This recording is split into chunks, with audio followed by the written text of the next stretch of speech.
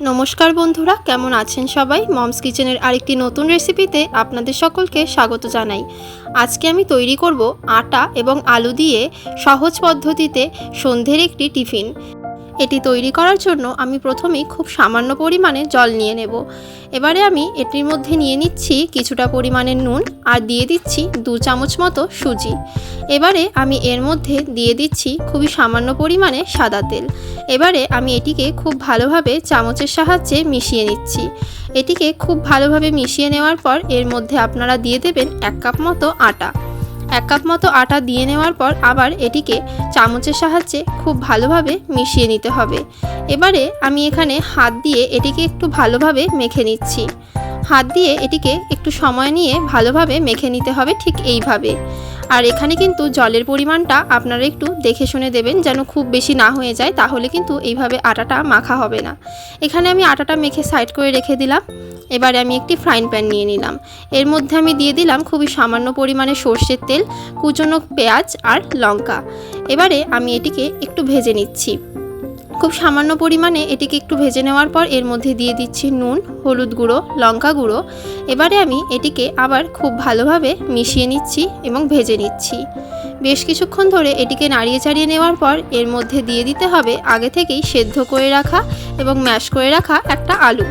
এখানে আমি একটা আলু দিয়েছি, আপনারা আপনাদের প্রয়োজন মতো দিয়ে নেবেন। এটিকে এবার আমাকে খুব ভালোভাবে ভেজে নিতে হবে। এখানে আমি এটি খুব ভালোভাবে ভেজে নিলাম। এবারে আমি এটিকে নামিয়ে রাখছি।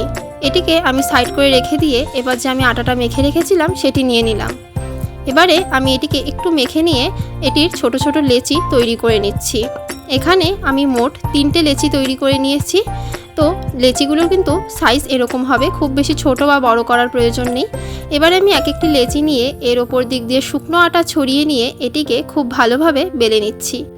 এখানে আপনাদেরকে এটা রুটির মতো করেই বেলে নিতে হবে, শুধুমাত্র একটু সাইজে ছোট রাখতে হবে, রুটির মতো খুব বেশি বড় করার প্রয়োজন নেই। এবারে আমি এর ওপর দিক দিয়ে দিচ্ছি সেই যে আলুর পুরটা তৈরি করে রেখেছিলাম সেটা। চামচের সাহায্যে এটিকে আমি খুব ভালোভাবে এইভাবে ঠিক চামচ দিয়ে ভালোভাবে দিয়ে দিচ্ছি, চারিদিকে ছড়িয়ে দিচ্ছি। এখানে আমি হাফ রুটির মধ্যে পুরটা দেব। এবারে বাকি যে হাফ রুটিটা ছিল সেটা আমি এভাবে ঠিক ভাঁজ করে নেব। ভাঁজ করে নেওয়ার পর এবারে আমি এটিকে সাইড দিক থেকে আঙুল দিয়ে চেপে চেপে ভালোভাবে আটকে দেব যেন পুরটা কোনোভাবে বেরিয়ে না যায়। এখানে দেখুন আমার কিন্তু সবগুলো তৈরি করা হয়ে গেছে সেমভাবে। এবারে আমি একটি কড়াই বসিয়ে দিলাম, তার মধ্যে দিয়ে দিলাম খুবই সামান্য পরিমাণে সাদা তেল। এবারে আমি এর মধ্যে এগুলি এক এক করে দিয়ে দিচ্ছি। ব্যাস, এবার ভেজে নিলেই আপনাদের খুবই সহজ পদ্ধতিতে এবং বেশ কম সময়ে তৈরি হয়ে যাচ্ছে সন্ধ্যেতে চা দিয়ে খাওয়ার জন্য একটি টেস্টি টিফিন। এটা চাইলে আপনারা রাত্রের খাবারে বা সকালের জল খাওয়ারেও খেতে পারেন, তবে রাত্রে খাওয়াটাই বেশি বেটার যেহেতু তেল দিয়ে ভাজা। ব্যাস, তৈরি হয়ে গেল আপনাদের সাথে গল্প করতে করতে সন্ধ্যের একটি টেস্টি টিফিন। রেসিপিটি যদি আপনাদের ভালো লাগে তাহলে অবশ্যই বাড়িতে একবার ট্রাই করবেন এবং আমাকে কমেন্টে জানাতে ভুলবেন না যে আপনাদের কেমন লাগলো। ভিডিওটি যদি আপনাদের কিছুটা ভালো লেগে থাকে তাহলে অবশ্যই একটি লাইক করে দেবেন। আমার চ্যানেলের রেসিপিগুলি যদি আপনাদের ভালো লাগে তাহলে অবশ্যই আমার চ্যানেলটিকে সাবস্ক্রাইব করে দেবেন। আজকের মতো এইটুকুই, দেখা হচ্ছে আবার পরবর্তী আরেকটি নতুন রেসিপি নিয়ে মমস কিচেনের আরেকটি নতুন ভিডিওতে। সবাই সুস্থ থাকবেন, ভালো থাকবেন, দেখা হচ্ছে আবার কালকে। টাটা।